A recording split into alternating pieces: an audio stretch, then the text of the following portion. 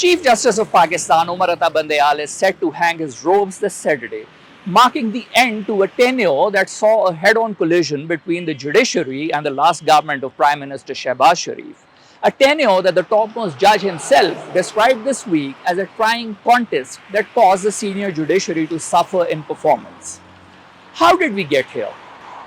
When Justice Bandial took office last year in February, he faced a challenging landscape characterized by fierce power struggles and stumbled from controversy to controversy. One of its earliest tests came when former Prime Minister Imran Khan dissolved the National Assembly to avoid a no-confidence vote in April of last year. An outraged opposition took the case to the Supreme Court, which declared the move unconstitutional and restored the lower house of parliament.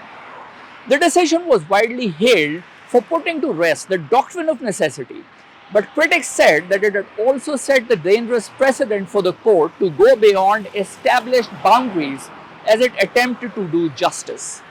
Bandial's next test came as Khan's party announced its withdrawal from the National Assembly after his ouster from power, followed by the dissolution of provincial assemblies of Punjab and Khyber Pakhtunkhwa in the hope that it could force the then government of Shehbaz Sharif to announce snap polls.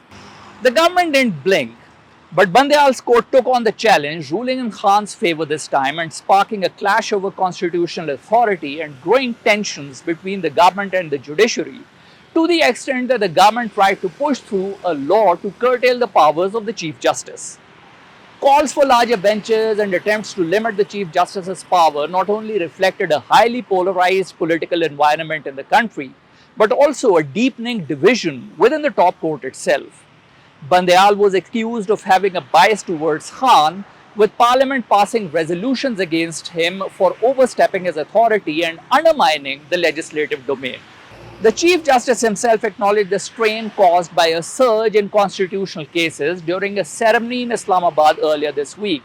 And today, the judge that was once celebrated as a soft-spoken man of integrity is being widely accused of fixing benches and running a one-man show. Given the judicialization of Pakistani politics and a deeply polarized polity and society, was this legacy avoidable? The question is important since its answer will determine the future acceptability of Supreme Court decisions and could offer important lessons for incoming Chief Justice Qazi Faiz Isa. Wajahat Ali, Arab News, Islamabad.